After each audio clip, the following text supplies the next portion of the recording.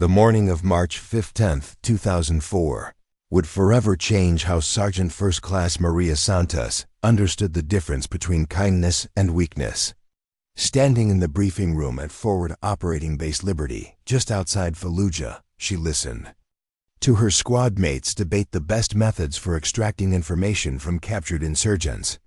The conversation grew increasingly heated as voices rose over who could be more intimidating, more ruthless, more effective at breaking enemy resolve. Before we jump back in, tell us where you're tuning in from, and if this story touches you, make sure you're subscribed, because tomorrow I've saved something extra special for you. You gotta make them fear you from the start, growled Staff Sergeant Tony Reeves, his scarred knuckles catching the fluorescent light as he gestured emphatically. Show weakness once and they'll never respect you. These people only understand strength. The 28-year-old combat veteran had earned his reputation through 3 tours and a collection of commendations that spoke to his effectiveness in the field. His philosophy was simple: dominance through intimidation, results through fear. Around the cramped room, heads nodded in agreement.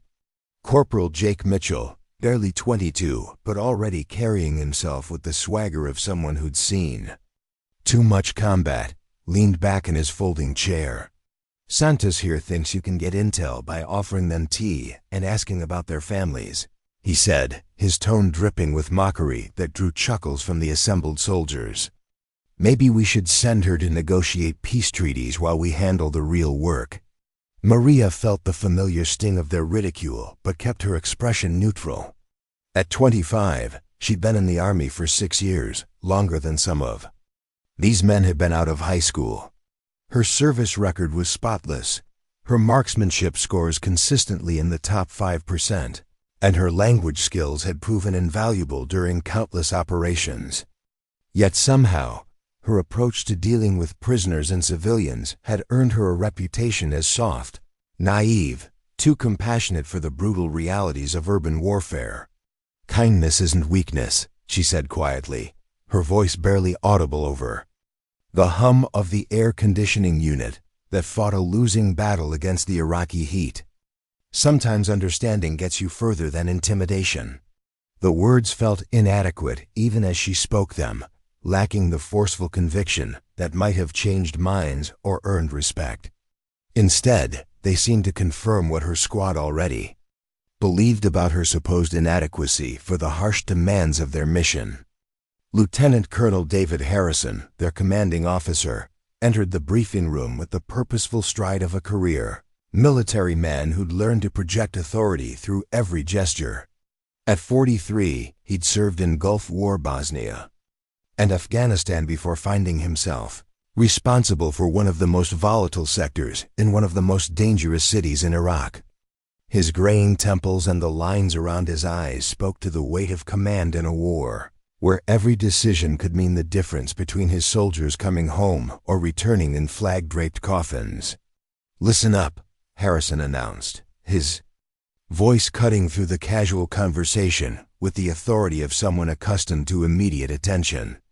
"We've got actionable intelligence about a high-value target operating in Sector 7. Ahmad Qasim, suspected of coordinating IED placements that have killed 17 American soldiers in the past month." The room fell silent as the gravity of their mission settled over them like a heavy blanket. Harrison moved to a map of Fallujah mounted on the wall, its surface marked with red pins indicating known insurgent activity and black X's marking locations where American forces had encountered roadside bombs. The density of markers in Sector 7 was sobering, a visual representation of the danger that waited for them in the narrow streets and crowded buildings of the city's most hostile neighborhood. Qasim has been operating from a compound in the Old Market District, Harrison continued, tapping the map with a pointer that had seen service in half a dozen countries. "Intelligence suggests he's planning something big, potentially coordinated attacks on multiple coalition targets. We need him alive if possible, dead if necessary. But we need him off the board before he can execute whatever he's planning." The mission briefing that followed was routine in its complexity and terrifying in its implications. 3 teams would approach the compound from different directions, with Team Alpha led by Reeves taking the front entrance, Team Bravo securing the rear exit, and Team Charlie, which included Maria, providing overwatch and backup support from elevated positions. The plan was sound, tested through countless similar operations, but everyone in the room understood no plan survived contact with an enemy that knew the terrain better than they did and had nothing left to lose. "Santos," Harrison called. As the briefing concluded and soldiers began filing out to prepare their equipment, a word. Maria remained seated as the room emptied, watching her squad mates head toward the armory with the casual confidence of men who'd never doubted their place in the machinery of war. When they were alone, Harrison's formal demeanor softened slightly, revealing something that might have been paternal concern. "Your approach with prisoners has generated some discussion among the NCOs," he said carefully, choosing his words. "With the precision of someone navigating potentially explosive emotional terrain. Some feel that your methods might be undermining unit cohesion and combat effectiveness." The criticism was delivered gently, but Maria felt its weight nonetheless. In the military, perception often mattered more than reality, and the perception was that her compassion made her a liability. "Preparing and narrating this story took us a lot of time, so if you are enjoying it, subscribe to our channel. It means a lot to us. Now back to the story." "Sir, my interrogation success rate is higher than anyone else in the unit," Maria replied, keeping her voice steady despite the frustration building in her chest. "Last month alone, I obtained actionable intelligence from 4 different prisoners who had refused to talk to other interrogators. The information led to the capture of 2 weapons caches and prevented at least 1 coordinated attack on our convoys." Harrison nodded, acknowledging the accuracy of her statement while clearly wrestling with the competing demands of military effectiveness and unit morale. "I'm not questioning your results, Santos. But leadership isn't just about individual performance. It's about how your approach affects the team, how other soldiers perceive your methods, and whether your style is sustainable in the long term." The conversation continued for several more minutes, touching on leadership philosophy, combat psychology, and the delicate balance between maintaining humanity and accepting the brutal necessities of warfare. Harrison's concerns were legitimate, rooted in decades of experience managing soldiers under extreme stress. But Maria couldn't shake the feeling that her kindness was being treated as a character flaw rather than a strategic asset.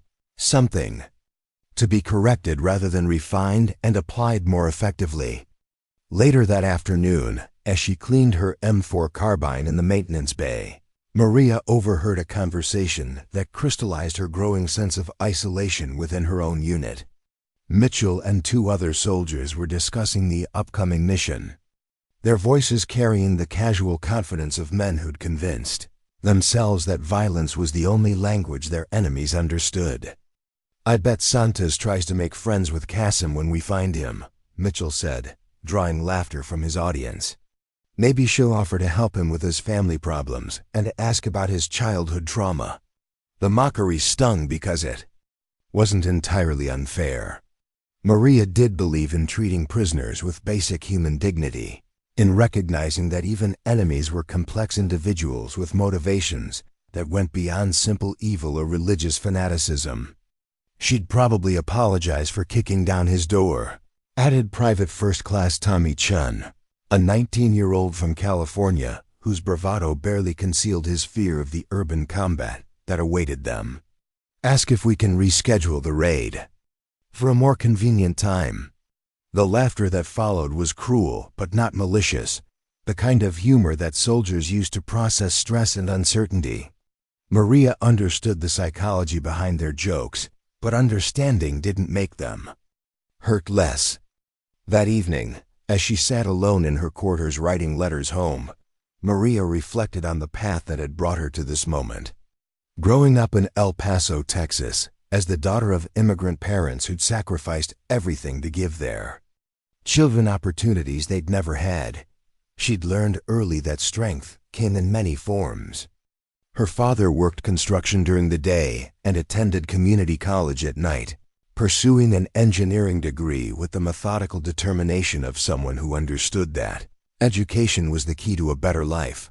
Her mother cleaned houses for wealthy families while raising 3 children and managing the complex logistics of a household where every dollar was counted twice before being spent. Neither parent had ever raised their voice in anger, never resorted to intimidation or threats to maintain discipline. Instead, they'd taught their children through example, showing them that dignity and respect were not luxuries to be abandoned during difficult times, but foundations upon which everything else was built. When Maria enlisted in the Army at 19, she'd brought those values with her, expecting to find that the military's emphasis on honor and service would align naturally with her family's teachings about treating all people with basic human decency. Instead, she discovered a culture that often equated compassion with weakness, that viewed her attempts to connect with local populations and prisoners as evidence of insufficient commitment to the mission and her fellow soldiers. The contradiction was most apparent during interrogations, where her success rate consistently exceeded that of her more aggressive colleagues. While other interrogators relied on threats, sleep deprivation, and psychological pressure to break down prisoners, Maria had developed techniques based on building rapport and finding common ground. She'd learned enough Arabic to conduct basic conversations, studied Iraqi culture and history to better understand the motivations of the people they were fighting, and approached each prisoner as an individual rather than a representative of a faceless enemy. Her methods worked. Prisoners who stonewalled other interrogators often opened up to her, sharing information about weapons caches, planned attacks, and insurgent networks. But rather than earning respect from her peers, her success had generated suspicion and resentment. Some suggested that her kindness was actually manipulation, that she was simply better at psychological warfare than they were. Others implied that prisoners talked to her because they didn't take her seriously as a threat, that her gender and demeanor made her seem less dangerous than her male colleagues. The most frustrating aspect of the situation was that Maria knew her approach was more than just personal preference, her feminine intuition. She'd studied psychology and linguistics in college before enlisting, had read extensively about interrogation techniques and cross-cultural communication. Her methods were based on research and evidence, not sentiment or naivety. But in the hyper-masculine environment of combat units, intellectual arguments carried less weight than demonstrated aggression and the kind of swagger that convinced other soldiers you were someone they could count on in a firefight. As she prepared for sleep, Maria wondered if her squad mates would ever see her as anything more than a liability whose soft heart made her unsuitable for the harsh realities of asymmetric warfare. Tomorrow's mission would be another test, another opportunity to prove that kindness and effectiveness weren't mutually exclusive. But she was beginning to suspect that no amount of success would change minds that had already decided her approach was fundamentally flawed. The pre-dawn hours of March 16th brought the familiar ritual of mission preparation. Soldiers moved through the base with practiced efficiency, checking weapons, reviewing maps, and making the small personal preparations that helped them face the possibility of not returning. Maria strapped on her body armor, feeling the familiar weight settle across her shoulders, like a protective embrace that never quite managed to ease the underlying tension. In the armory, she encountered Reeves distributing ammunition and reviewing final details with his team leaders. The staff sergeant had earned his leadership position through a combination of tactical skill and the kind of decisive aggressiveness that inspired confidence in subordinates who needed to believe their leaders would bring them home alive. His approach to warfare was straightforward: identify the enemy, close with them using superior firepower and tactics, and eliminate them before they could harm American soldiers. Santos, he called, tossing her a radio and spare battery pack. "You'll be in overwatch position on the roof of Building 17. Keep your eyes open and report any movement in the surrounding area. If this goes sideways, we'll need advance. Warning of reinforcements or escape routes." His tone was professional but distant, the voice of a leader who'd categorized her as competent but not entirely reliable. The convoy to Sector 7 moved to Fallujah streets in the pre-dawn darkness, their vehicles armor plating and reinforced windows providing psychological comfort that everyone knew was largely illusory. IEDs could penetrate the best. Protection they had, and the narrow streets of the old market district offered countless opportunities for ambush. Maria watched the city pass outside her window, noting the early signs of life as shop owners prepared for another day of business. In a war zone.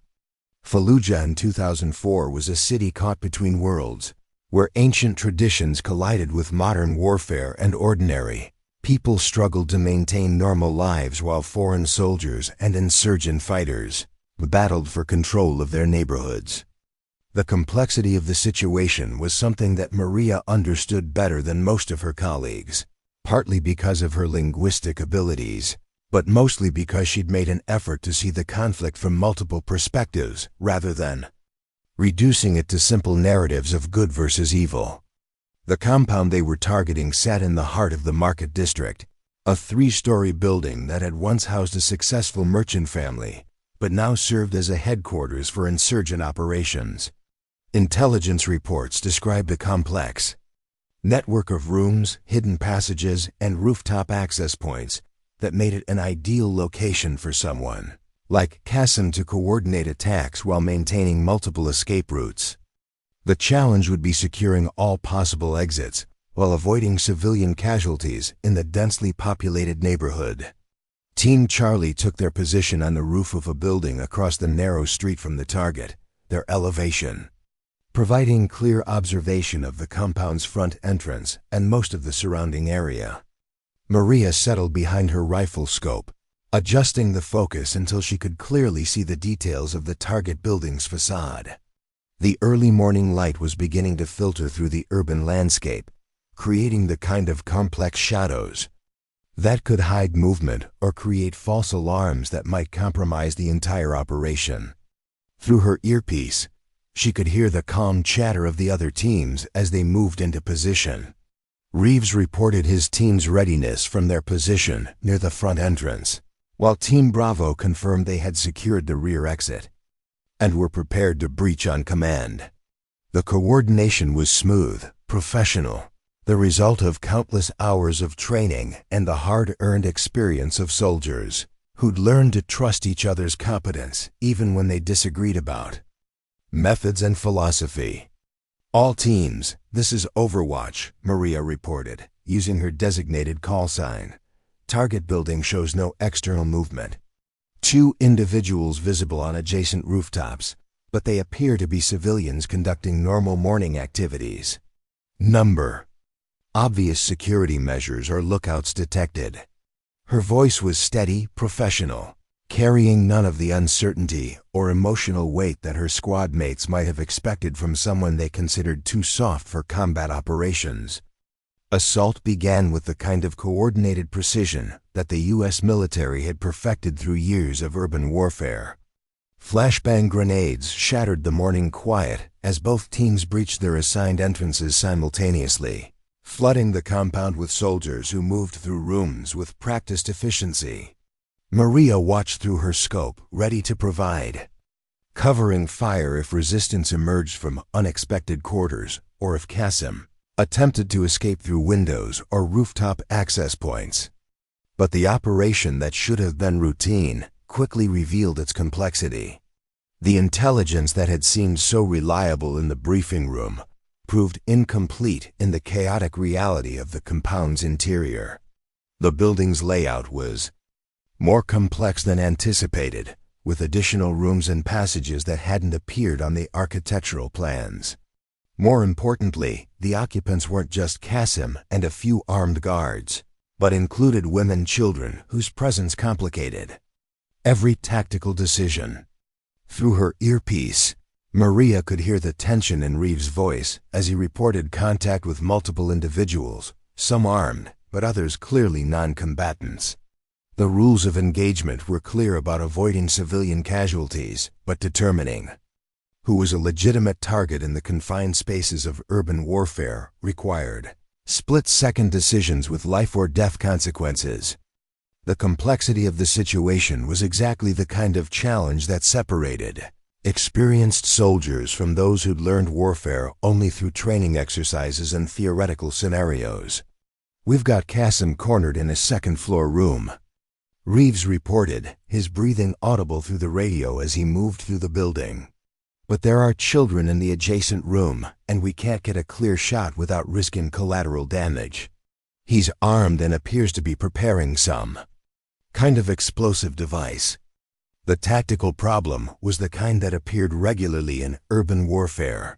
A high-value target using civilian proximity as both shield and weapon, forcing American soldiers to choose between mission success and the moral imperatives that supposedly distinguished them from their enemies.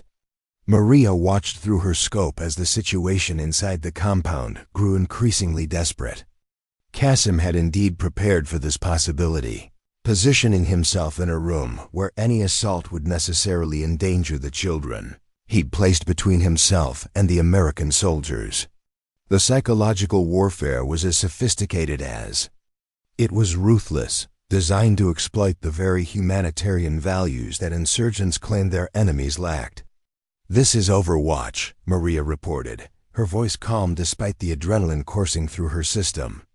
"I have potential visual on target through second-floor window. Window is partially blocked, but if target moves to eastern exposure, I may have a clear shot that avoids civilian area." The offer was professional, tactical, but it represented something more significant than simple sniper support. It was Maria's willingness to take responsibility for the kind of decision that would haunt her for years, regardless of its tactical necessity. The standoff continued for nearly an hour, with Qasim alternately threatening to detonate his explosive device and attempting to negotiate safe passage in exchange for releasing the children. His Arabic was rapid, desperate, but Maria caught enough to understand that he was as trapped by the situation as the American soldiers outside his door. Whatever his crimes and motivations, he was also a human being facing the end of his life and struggling with decisions that would determine whether he died as a martyr or a murderer of children. It was in that moment, listening to Qasim's voice crack with emotion as he spoke to the children in the next room, that Maria made a decision that would alter the trajectory of her military career and her understanding of what courage actually meant. Without requesting permission or informing her team leaders, she keyed her radio and spoke directly to Qasim in Arabic, her voice carrying across the tactical frequency with words that no one else in her unit could understand. "Ahmad," she said, using his first name with the kind of personal familiarity that acknowledged his humanity rather than reducing him to a tactical problem. "I know you can hear me. I know you understand that this doesn't end well for anyone, especially the children. But there's another way. If you're willing to trust someone who doesn't want to see anyone else die today, including you." The words hung in the air like a challenge to everything her squad had assumed about her capabilities and her commitment to the mission. The compound fell silent as Maria's words echoed through the tactical communications network, her Arabic flowing with a fluency that surprised even her own team members. Through her rifle scope, she could see movement in the second-floor window, shadows shifting as Qasim processed this unexpected development. For 30 seconds that felt like hours, the only sound was the distant hum of military vehicles and the muffled voices of civilians who had gathered at a safe distance to watch the drama unfold in their neighborhood. Staff Sergeant Reeves' voice crackled through the radio with barely contained fury. "Santos, what the hell do you think you're doing? You don't have authorization to negotiate, and you sure as hell don't have authorization to conduct unauthorized communications with the target."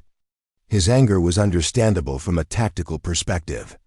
Unauthorized communications could compromise the entire operation, potentially giving Qasim information about American positions or revealing intelligence-gathering capabilities that future operations might depend upon. But Maria had heard something in Qasim's voice that her Arabic-speaking colleagues had missed, a desperation that went beyond simple self-preservation. He wasn't just a cornered insurgent leader facing capture or death. He was a father whose own children lived somewhere in this city, someone who understood exactly what it meant to use children as human shields, because he knew how it would feel to have his own family threatened in the same way. Ahmad, she continued, in Arabic, ignoring the increasingly angry demands from her team leader, I'm going to stand up so you can see me. I'm not armed with anything that can hurt you from this distance. I want to show you that I'm willing to trust you with my life if you're willing to trust me with yours.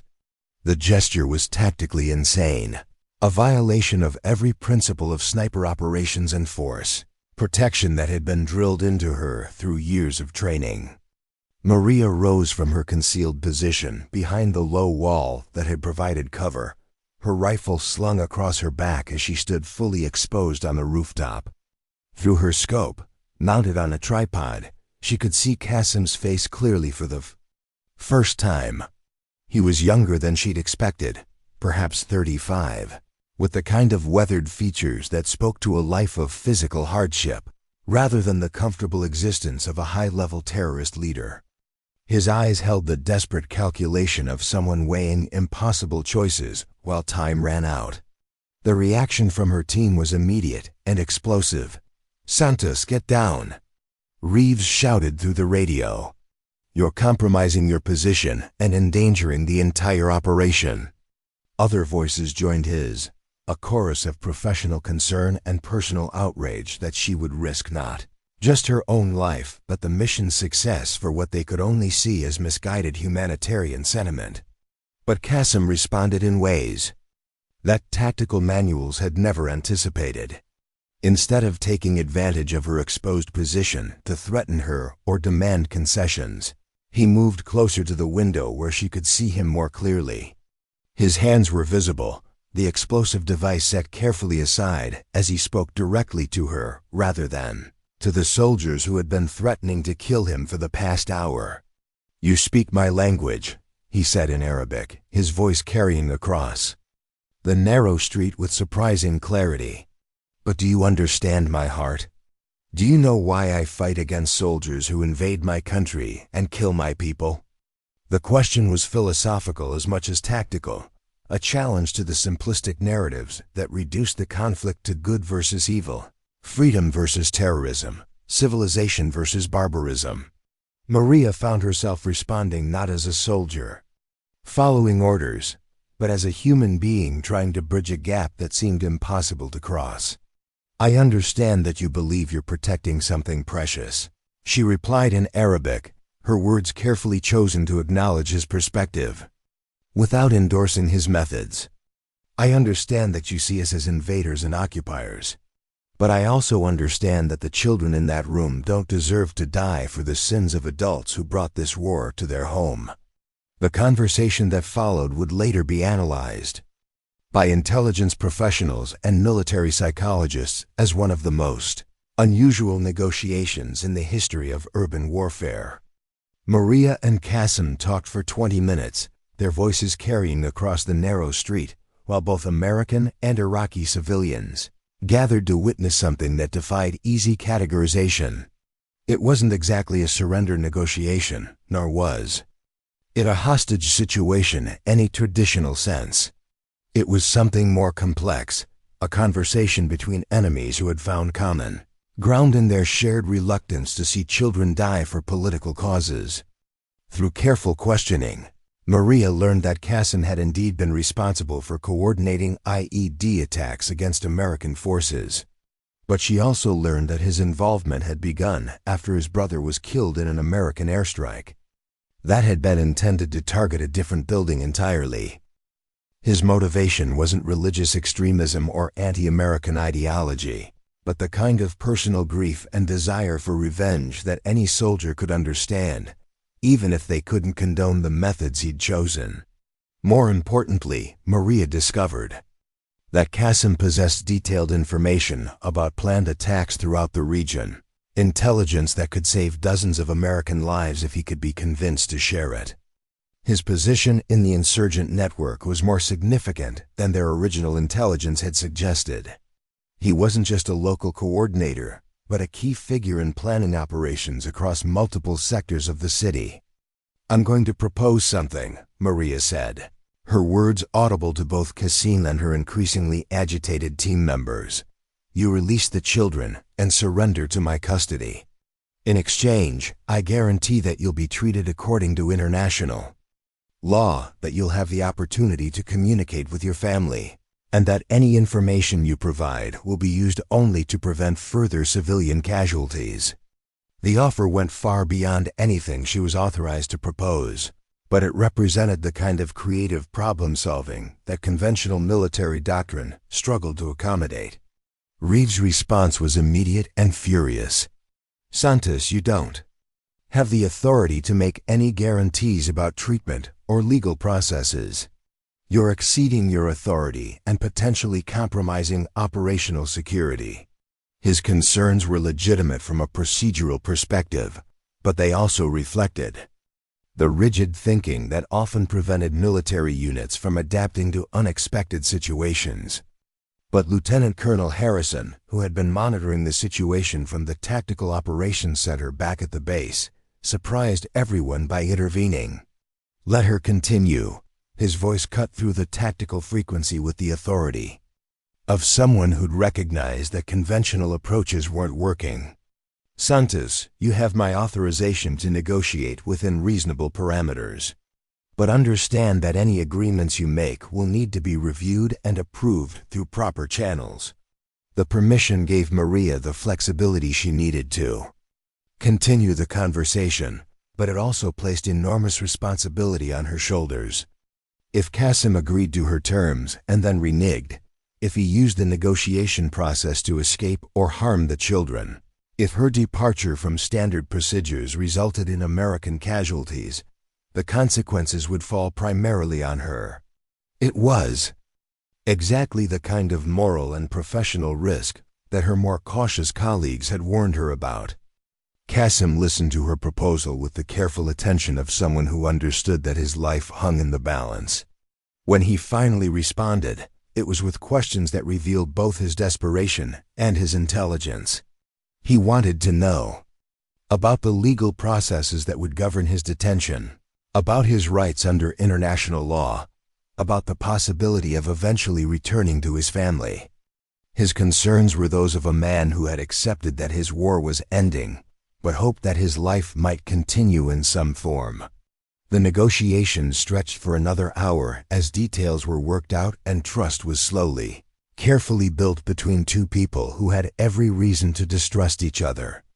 Maria found herself making commitments that she hoped her superiors would honor, while Qasim struggled with the decision to abandon comrades who depended on his leadership and coordination. The complexity of their respective positions highlighted the moral ambiguity that characterized so much of the conflict in Iraq. Finally, as the sun climbed higher and the gathering crowd of civilians grew larger, Qasim made his decision. He moved away from the window, and Maria could hear him speaking gently to the children in the adjacent room, his voice carrying the kind of paternal reassurance that transcended cultural and linguistic barriers. When he returned to the window, he was carrying a small girl, perhaps 5 years old, who clung to him with the desperate trust that children reserve for adults who represent safety in a dangerous world. "I will trust your words," he said in Arabic, his voice barely audible, across the street. "But if you betray this trust, if harm comes to these children, or to me beyond what justice requires, know that others will remember. Others will learn that American promises mean nothing, and they will act accordingly." The warning was delivered without malice, but with the weight of someone who understood that individual betrayals could have consequences far beyond the immediate situation. The actual surrender process took another 30 minutes as safety protocols were established, and Qasim slowly, carefully emerged from the building with the children. Maria maintained her exposed position on the rooftop, her visible vulnerability serving as a guarantee of her commitment to the agreement they'd reached. When Qasim finally walked out of the compound with his hands raised, she felt a mixture of relief, exhaustion, and uncertainty about whether she'd made the right choice. The intelligence that Qasim provided over the following weeks proved to be extraordinarily valuable. His detailed knowledge of insurgent networks, planned operations, and weapons caches led to the prevention of 17 separate attacks and the capture of 43 additional insurgents. More importantly, the manner of his capture began to generate discussion among Iraqi civilians about the possibility of resolving conflicts through negotiation rather than violence. But within Maria's own unit, the reaction was decidedly mixed. Some soldiers acknowledged that her approach had produced exceptional results while avoiding civilian casualties and American losses. Others remained convinced that her methods set dangerous precedents that could endanger future operations by encouraging enemies to believe that Americans could be manipulated through appeals to humanitarian sentiment.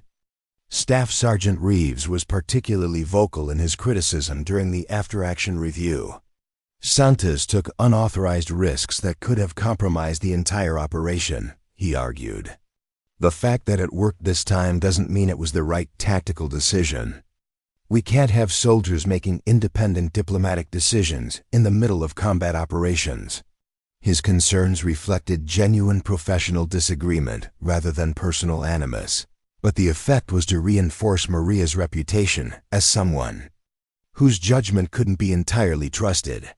The debate over Maria's actions continued for weeks, generating discussion at levels far above her pay grade as senior officers tried to determine whether her approach represented innovative problem-solving or dangerous deviation from established procedures. Intelligence analysts praised the quality of information she'd obtained, while tactical instructors worried about the precedent of allowing individual soldiers to conduct unauthorized negotiations. For Maria herself, the experience had been transformative in ways that she was still trying to understand. She'd proven to herself and others that her approach could produce exceptional results, but she'd also learned that success didn't necessarily translate into acceptance or respect from colleagues who viewed her methods with suspicion. The moral complexity of the situation continued to weigh on her as she wondered whether her willingness to see enemies as human beings was a strength that should be cultivated or a weakness that could endanger her fellow soldiers. The children that Qasim had protected were safely returned to their families, and their parents made a point of thanking the American soldiers who had resolved the situation without bloodshed. But Maria knew that such victories were temporary in a conflict where today's grateful civilians might become tomorrow's insurgents, where the line between enemy and innocent was constantly shifting, and where the long-term consequences of individual actions were impossible to predict. As she prepared for her next mission, Maria wondered if her squad mates would ever fully accept that kindness and tactical effectiveness weren't mutually exclusive. The upcoming weeks would bring new tests of her approach, new opportunities to demonstrate that understanding enemies as human beings could be more effective than simply trying to intimidate them into submission. But she was beginning to understand that changing minds was often more difficult than changing tactical situations, and that proving her worth would require not just success, but success achieved in ways that her colleagues could respect and accept. The ghost that would eventually haunt the streets of Fallujah was beginning to take shape, but the foundation being laid was not one of fear and intimidation. Instead, it was built on the radical idea that even in warfare, treating enemies with dignity and respect could be not just morally superior, but tactically more effective than the alternatives that others took for granted. The weeks following the Qasim incident brought an unexpected shift in how intelligence operations were conducted at Forward Operating Base Liberty. Lieutenant Colonel Harrison had quietly begun routing more complex interrogation cases to Maria. Recognizing that her unconventional methods consistently produced results, that traditional approaches failed to achieve. The change wasn't officially announced or documented in any way that might create institutional precedent, but word spread through the intelligence community that Sergeant Santos had developed techniques worth studying. Maria found herself working longer hours, handling cases that other interrogators had abandoned as hopeless.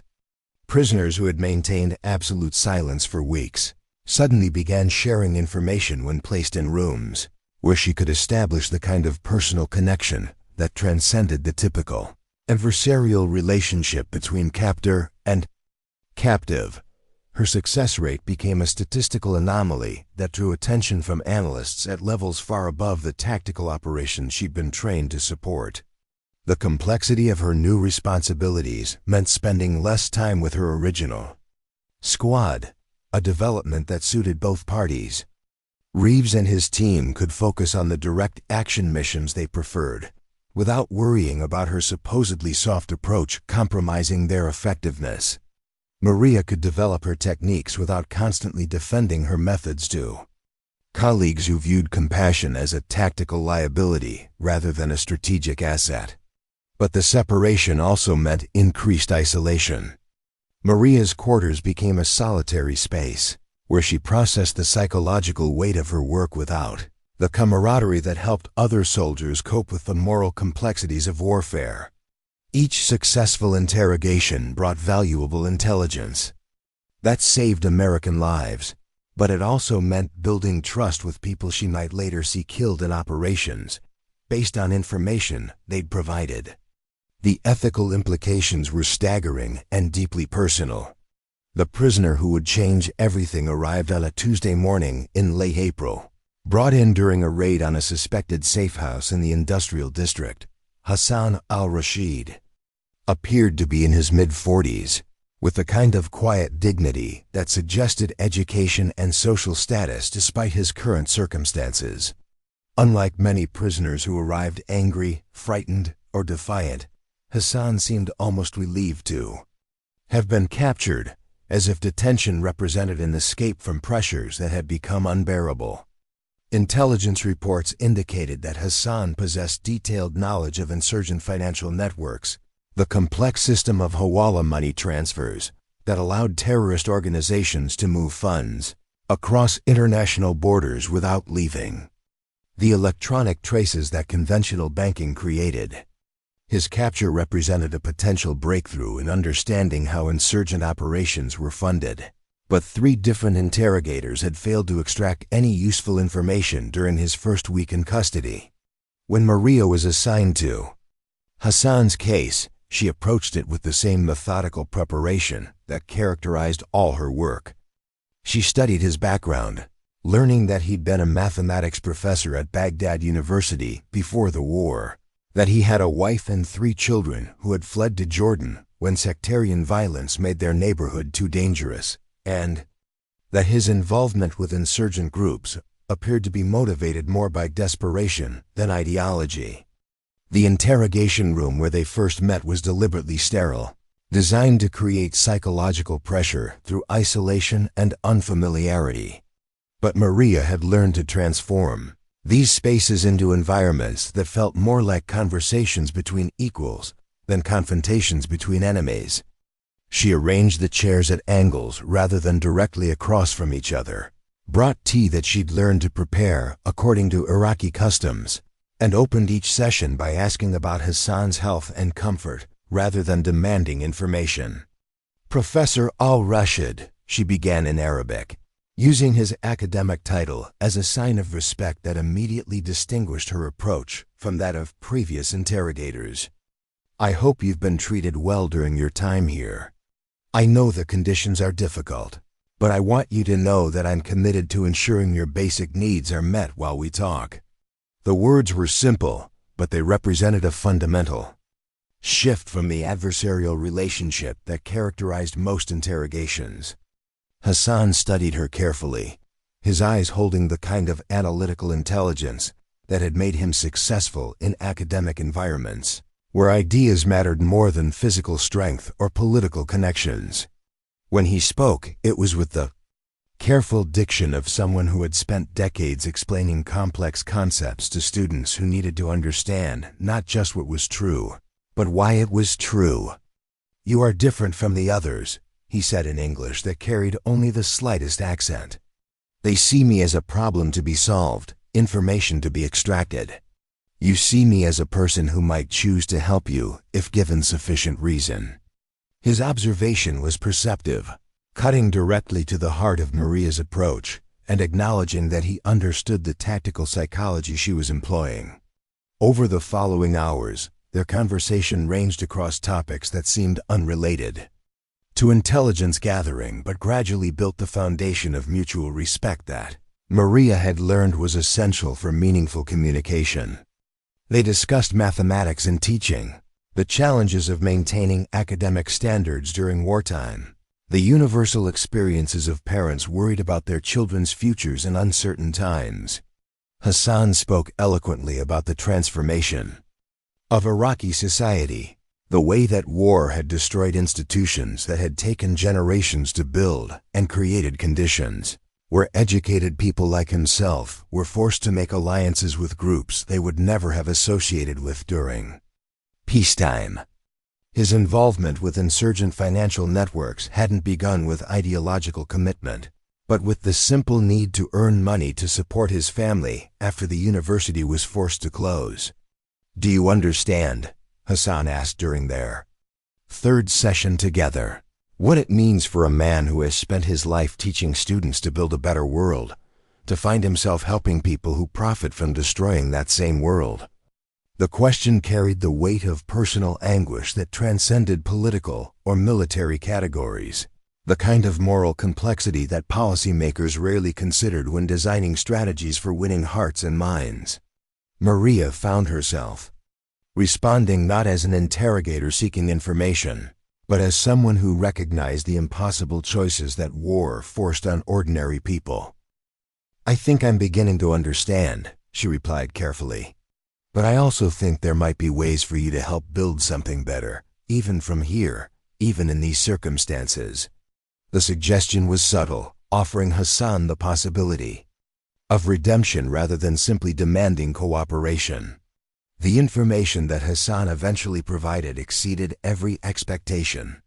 His knowledge of insurgent financial networks was comprehensive, detailed, and current enough to allow coalition forces to disrupt funding for operations throughout central Iraq. More importantly, his understanding of the social and economic pressures that drove ordinary Iraqis to support insurgent groups provided insights that helped military planners develop more effective strategies for separating civilian populations from armed resistance movements. But Hassan's cooperation came with conditions that challenged conventional approaches to intelligence gathering. He insisted on providing information only for operations that would minimize civilian casualties, demanded regular updates on how his intelligence was being used, and required assurances that his family's location would remain secret even from American intelligence services. Meeting these demands required Maria to negotiate with her superiors and establish precedents that had never been formally approved through proper channels.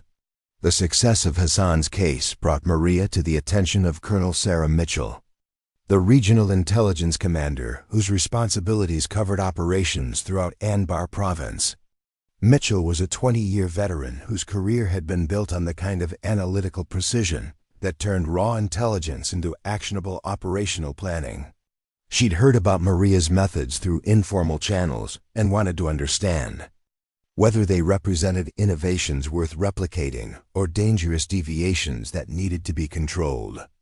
Their meeting took place in Mitchell's office at Camp Ramadi, a space that reflected the tension between military efficiency and the personal touches that helped career officers maintain their humanity during extended deployments. Photographs of Mitchell's family shared desk space with maps of insurgent activity, while commendations for analytical excellence hung next to tactical diagrams that showed the complexity of the enemy they were fighting.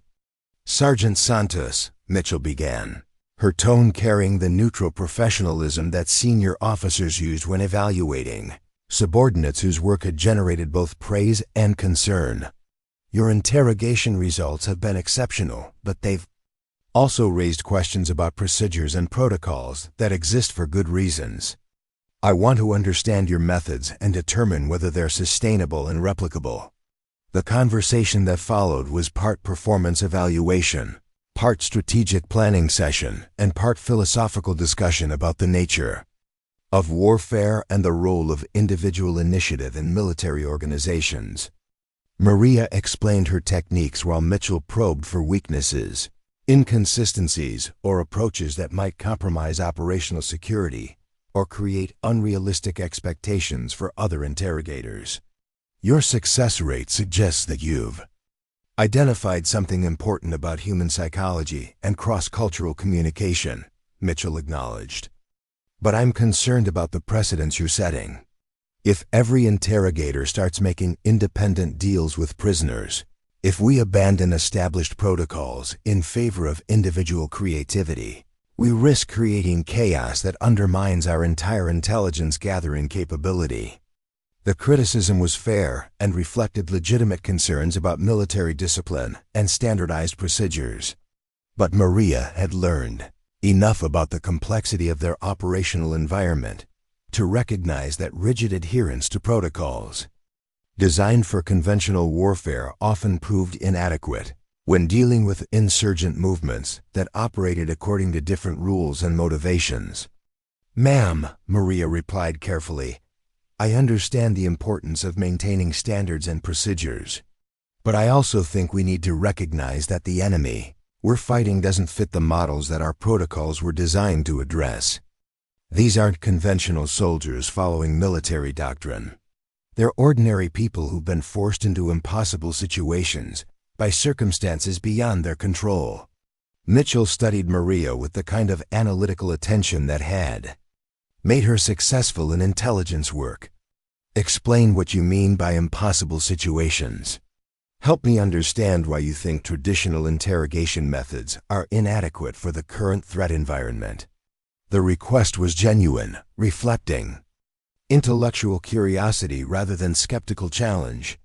Over the following hour, Maria described the social and economic conditions that drove Iraqi civilians to support insurgent groups, the complex web of tribal loyalties and sectarian divisions that made simple political solutions impossible, and the psychological factors that made people more likely to cooperate when treated with dignity rather than threatened with punishment. Her analysis drew on months of direct experience with prisoners, but it also reflected extensive reading about counterinsurgency theory and cultural anthropology.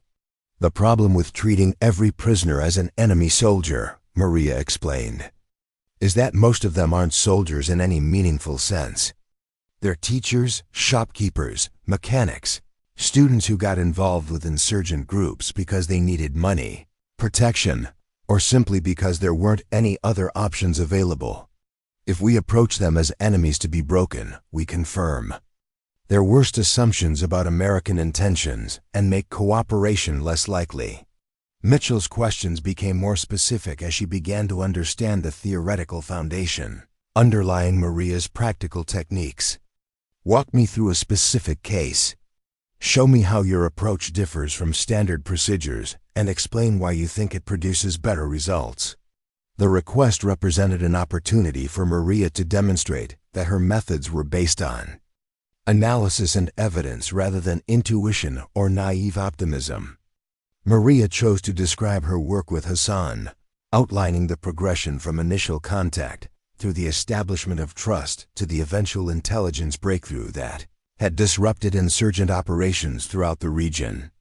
She emphasized the importance of treating Hassan as an individual with legitimate concerns rather than simply as a source of information to be exploited, while acknowledging that the process required significantly more time and emotional investment than traditional interrogation methods.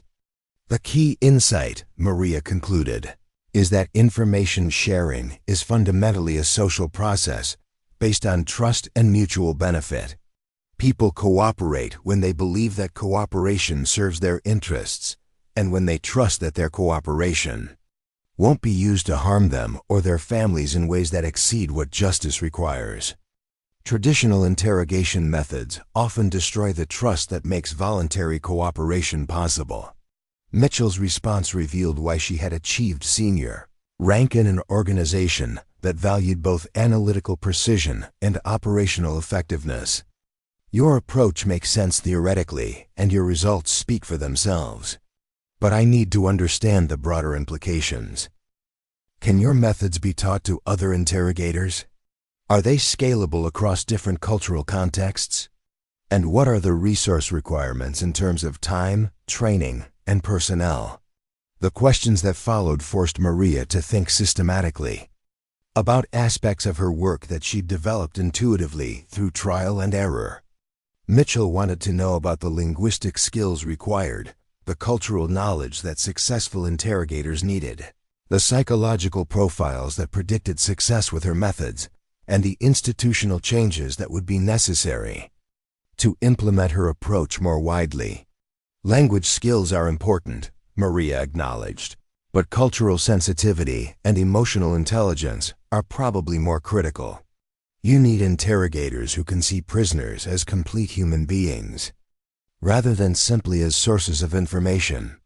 That requires a different kind of training than what most military personnel receive, and it probably requires different psychological profiles than what we typically select for in combat roles.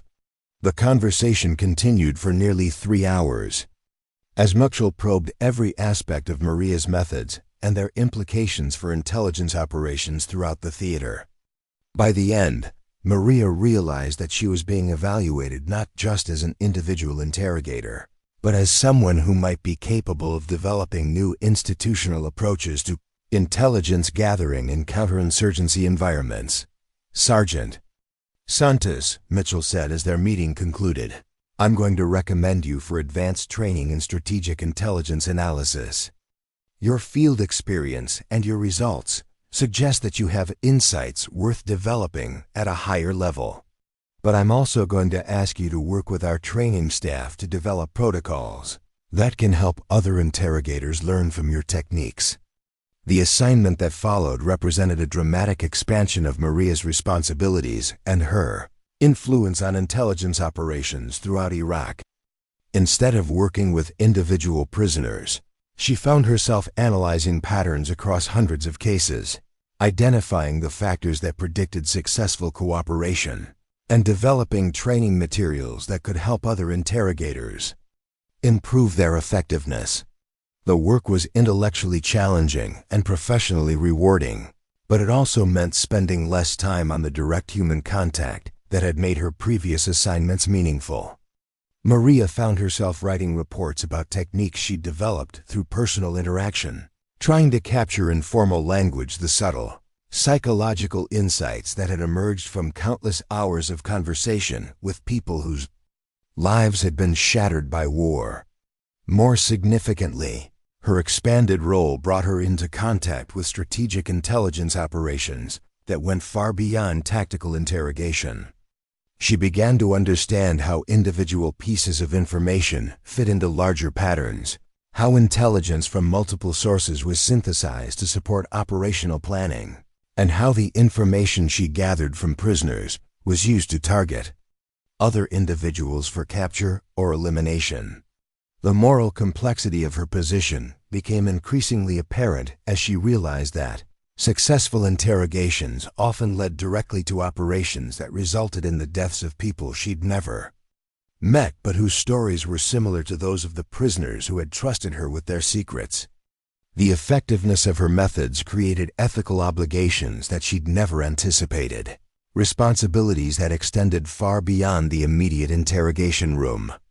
During this period, Maria also encountered the first hints of the reputation that would eventually make her legendary among both American forces and Iraqi insurgents.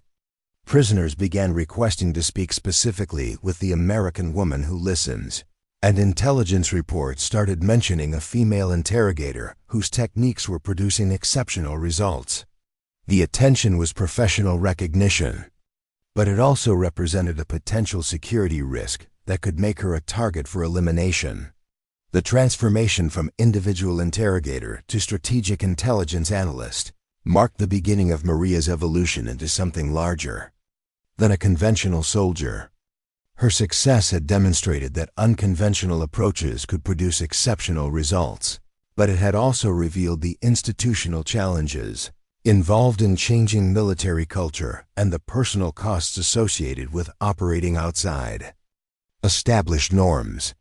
As spring turned to summer in 2004, Maria realized that her work was beginning to influence operations throughout the region and that her reputation was spreading beyond the intelligence community to include combat units that had benefited from the information she'd gathered. The foundation was being laid for the legend that would eventually emerge, but the shape of that legend was still being determined by choices she was only beginning to understand. The ghost that would haunt Fallujah was taking form, but its nature would be determined by events that were still unfolding and decisions that would test everything Maria had learned about the relationship between kindness and strength, between individual conscience and institutional loyalty, between the immediate demands of warfare and the long-term implications of the methods used to achieve tactical success. The summer of 2004 brought a dramatic escalation in violence throughout Anbar province as insurgent groups launched coordinated attacks designed to drive coalition forces from key urban areas. Fallujah became the epicenter of resistance, a city where every neighborhood contained fighters who knew the terrain intimately and enjoyed varying degrees of support from civilian populations, caught between competing loyalties and survival necessities. The tactical situation demanded innovative approaches that went beyond conventional military responses. Maria's reputation as an intelligence specialist had reached the attention of Joint Special Operations Command, the secretive organization responsible for the most sensitive counterterrorism missions in Iraq. Her success in extracting actionable intelligence from prisoners who had resisted traditional interrogation methods made her a valuable asset for operations that required precise intelligence about insurgent leadership, safe houses, and planned attacks that could devastate American forces or Iraqi civilians. The assignment that would transform her from intelligence analyst to operational legend came through Colonel Mitchell's office on a sweltering August morning when temperatures reached 120 degrees and the air conditioning systems throughout the base struggled against the relentless heat. Maria was summoned to a secure briefing room where she found herself facing a collection of senior officers whose combined experience represented decades of special operations in environments from Central America to Southeast Asia. General Robert Hawkins, the theater's Special Operations Commander, was a career soldier whose reputation had been built through successful missions in Afghanistan and Iraq that had eliminated high-value targets while minimizing collateral damage. His presence indicated that whatever mission was being proposed carried implications far beyond routine intelligence gathering or tactical operations. The other officers in the room represented capabilities that Maria recognized, but had never worked with directly: psychological operations, advanced reconnaissance, and the kind of strategic planning that shaped regional conflicts. Sergeant Santos, General Hawkins began without preliminary pleasantries, his voice carrying the directness of someone accustomed to dealing with classified information that could never be discussed outside secure facilities. Your work with prisoner interrogation has produced intelligence that's been crucial to operations throughout this sector. But we need something different from you now, something that goes beyond conventional intelligence gathering and enters territory that most soldiers never encounter. The briefing that followed outlined a situation that defied easy categorization or solution through traditional military approaches.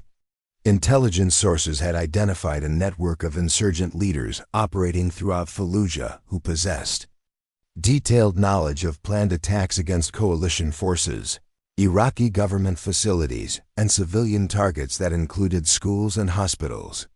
The targets weren't just military objectives.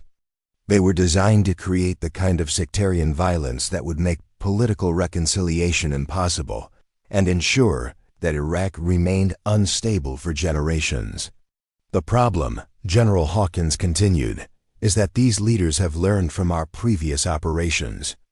They've adapted their security procedures, changed their communication methods, and developed operational security measures that make traditional direct action missions extremely difficult. They've also positioned themselves within civilian populations in ways that make conventional military approaches likely to result in significant collateral damage. Colonel Mitchell stepped forward to elaborate on the intelligence picture that had led to this unusual briefing. We've identified 17 high-value targets whose elimination would significantly disrupt insurgent operations throughout the region. But conventional approaches won't work because these individuals have learned to use civilian proximity as protection, operating from schools, hospitals, and residential areas where military action would create humanitarian disasters. The tactical challenge was precisely the kind of complex problem that had led to Maria's unconventional success. In interrogation, the targets understood American rules of engagement and had positioned themselves in locations where they could operate with relative impunity, because coalition forces couldn't risk the civilian casualties that direct military action would inevitably create. The solution required someone who could operate outside traditional military frameworks while maintaining the precision necessary to eliminate specific targets without harming innocent civilians. What we're proposing, General Hawkins said carefully, is something that doesn't officially exist and can never be acknowledged through normal channels. We need an operator who can eliminate high-value targets using methods that don't look like American military action. Someone who can get close enough to these individuals to conduct precision elimination while maintaining plausible deniability about American involvement. The implications of what was being proposed hit Maria with the force of revelation. They weren't asking her to gather intelligence or conduct interrogations. They were asking her to become an assassin, someone who could kill specific individuals while making their deaths appear to be the result of internal conflicts, accidents, or the kind of sectarian violence that plagued Iraq throughout this period. The moral and legal implications were staggering. "Sir," Maria said carefully, "what you're describing sounds like targeted assassination operations that would violate international law and military regulations. I'm not trained for that kind of mission, and I'm not sure I understand why you think I would be suitable for such operations." Her response reflected genuine confusion about why her success in building rapport with prisoners had led to consideration for missions that seemed to require exactly the opposite skill set. General Hawkins exchanged glances with the other officers before responding with the kind of explanation that revealed the sophisticated analysis underlying their proposal. "Sergeant Santos, your success in intelligence gathering comes from your ability to understand people, to predict their behavior, and to gain their trust even under circumstances where trust should be impossible. Those same skills make you ideal for operations that require getting close to targets who are suspicious of everyone around them." Colonel Mitchell added details that helped Maria understand the tactical reasoning behind their proposal. "Your linguistic abilities, your cultural knowledge, and your demonstrated capacity for thinking strategically about complex human relationships make you uniquely qualified for missions that require social engineering as much as tactical skill. We're not asking you to become a conventional sniper or assassin. We're asking you to become something more sophisticated." The training that followed was unlike anything Maria had previously experienced in her military career. Instead of focusing on weapons proficiency or tactical procedures, the curriculum emphasized psychology, cultural anthropology, chemistry, and the kind of detailed planning that could make targeted eliminations appear to be natural deaths or the result of conflicts between rival groups.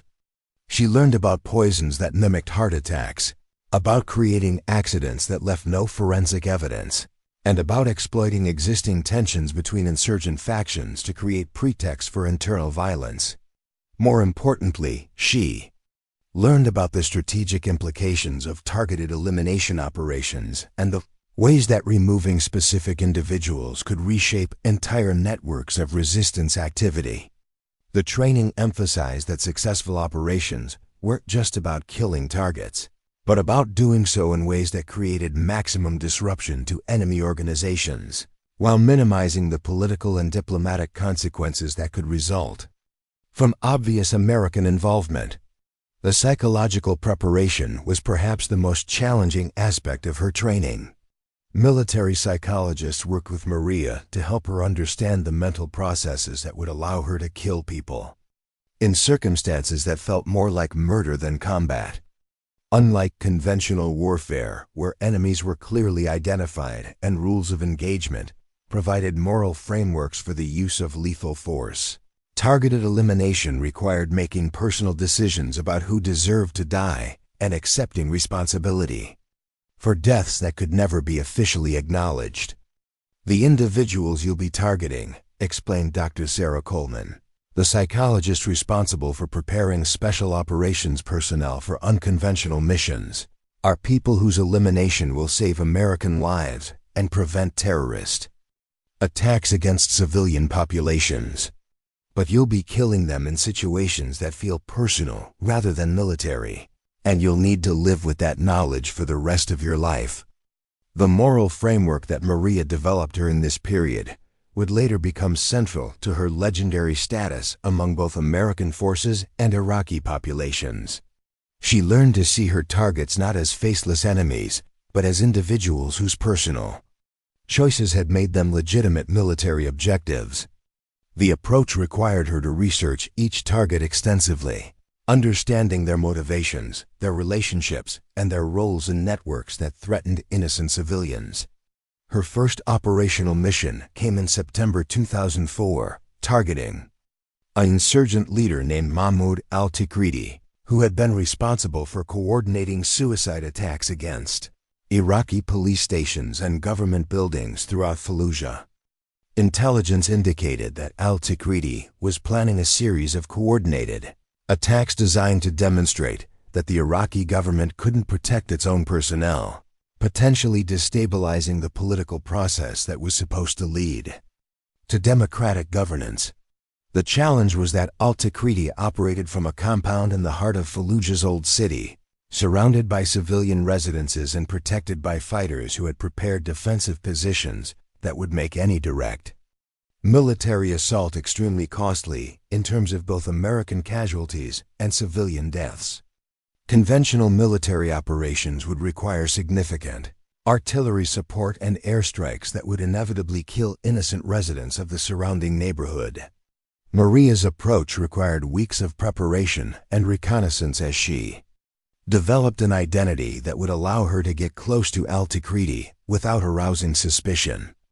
She posed as a widow from Baghdad, seeking assistance for her displaced family, a cover story that allowed her to frequent the social services office that al-Tikriti operated as part of his effort to build popular support among Fallujah residents.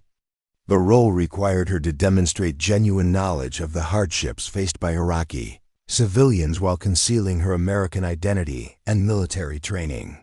The elimination itself was accomplished through a method that demonstrated the sophisticated thinking underlying her new operational role.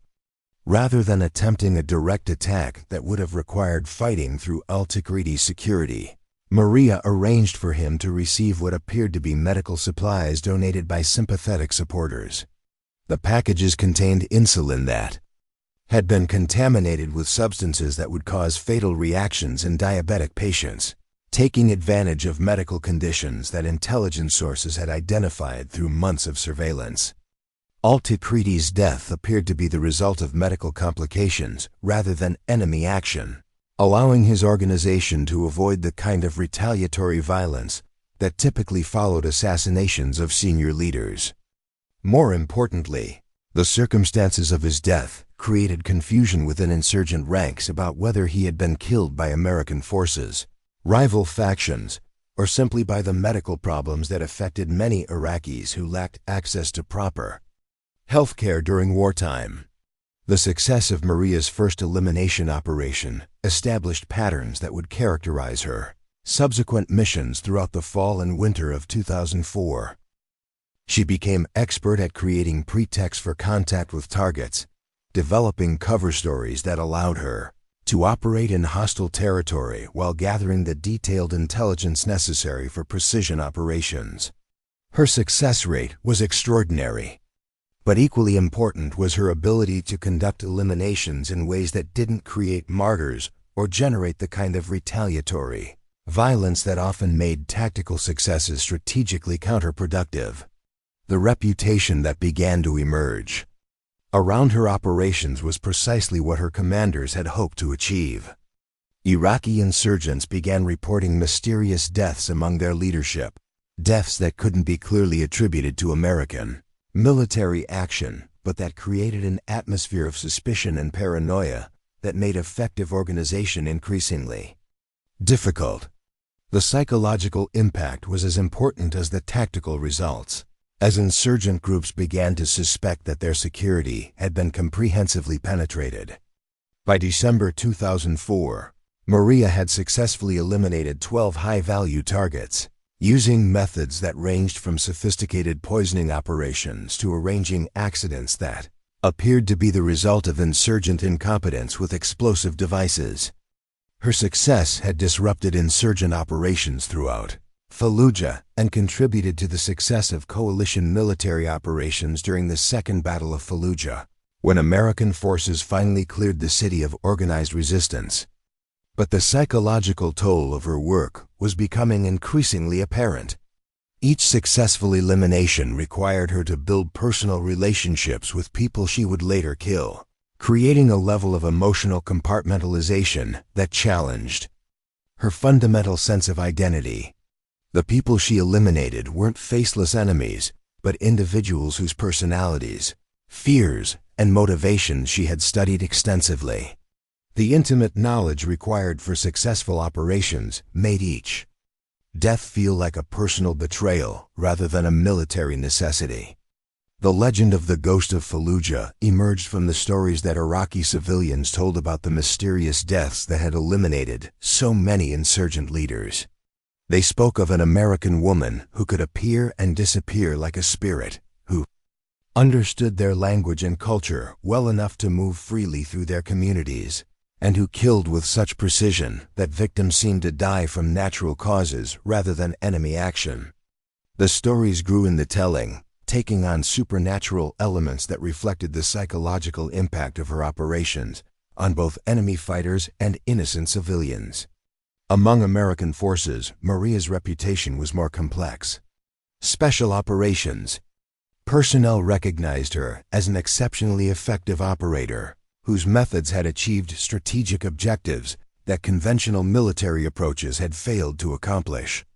But her techniques existed in moral and legal territory that made many soldiers uncomfortable, representing capabilities that couldn't be officially acknowledged or incorporated into standard military doctrine. The final operation that would cement her legendary status came in February 2005, when intelligence sources identified a meeting of senior insurgent leaders from throughout Western Iraq who were planning coordinated attacks designed to disrupt the upcoming parliamentary elections. The meeting was scheduled to take place in a private residence in Fallujah, protected by security measures that would make any direct military assault extremely difficult and likely to result in significant civilian casualties. Maria's solution demonstrated the full sophistication of the capabilities she had developed over months of operational experience. Rather than attempting to eliminate all the targets during their meeting, she arranged for them to be exposed to contaminated water supplies that would cause delayed reactions occurring days or weeks after their return to their home bases. Approach required extensive knowledge of the local water distribution system and precise timing to ensure that only the intended targets would be affected. The elimination of 7 senior insurgent leaders over a period of 3 weeks, each dying apparently from natural causes in different cities throughout Anbar province, created exactly the kind of psychological impact that strategic planners had hoped to achieve. Insurgent organizations began to suspect that their security had been completely compromised, leading to internal purges and operational paralysis that significantly reduced their effectiveness during the critical period surrounding Iraq's first democratic elections. The success of Maria's operations contributed directly to the relative stability that allowed Iraqi civilians to participate in the electoral process, despite threats from insurgent groups. Her work had demonstrated that precision elimination operations could achieve strategic objectives while minimizing the collateral damage that typically accompanied large-scale military operations in urban environments. But by the spring of 2005, Maria had reached the psychological limits of what she could sustain in terms of operational tempo and emotional stress. The success that had made her legendary had also created expectations for continued operations that would require her to maintain the same level of performance indefinitely. The prospect of years of additional elimination missions in Iraq and potentially other theaters of operation forced her to confront fundamental questions about the person she was becoming and the life she wanted to live. The decision to conclude her operational career came after careful consideration of both personal and professional factors. Maria had achieved everything that could reasonably be expected from someone in her position, demonstrating that unconventional approaches could produce exceptional results while establishing techniques that could be taught to other operators. But she had also learned that the psychological costs of precision elimination work were cumulative and potentially permanent, requiring her to choose between continued operational effectiveness and long-term personal stability. Her final report to General Hawkins summarized not just the tactical successes she had achieved, but the broader implications of targeted elimination operations for American counterterrorism strategy. She emphasized that such techniques could be effective in specific circumstances but required operators with unusual psychological profiles and extensive cultural preparation that limited their scalability across different operational environments. The legacy of the Ghost of Fallujah extended far beyond the specific operations that Maria had conducted during her time in Iraq. Her techniques influenced the development of training programs for special operations personnel, contributed to strategic thinking about precision targeting in counterinsurgency environments, and demonstrated that individual operators with appropriate skills and preparation could achieve effects that typically required much larger military commitments. Among Iraqi civilians, the legend took on different meanings depending on their relationship to insurgent organizations and their experiences with American forces.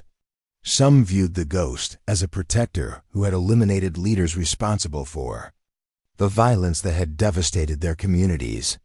Others saw her as evidence of American capabilities that made resistance seem futile and cooperation more attractive than continued opposition.